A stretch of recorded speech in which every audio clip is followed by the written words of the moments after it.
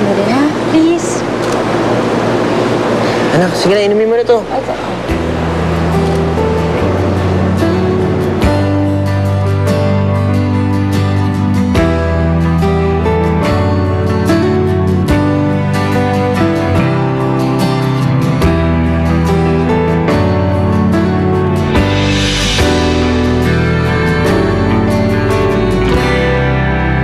Bakit mo gusto tulungan? Ikaw, bakit hindi mo matiis na masaktan ako? Dan! Hindi ako naniniwalang nahihirapan ang nanay Helma sa pag-aalaga sa'yo. Naniniwala ako na mahal ka niya. At kahit anong gagawin niya para sa'yo. Totoong sinaktan ka niya, di ba? Wait, dapat pangatawanan mo yung sinabi mo, ha?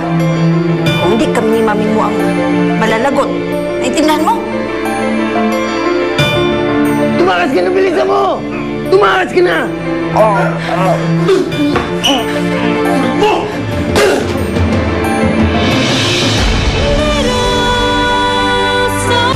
Napanood mo ang mga nakakaantig na tagpo sa Little Star. Hatid sa inyo ng new best ever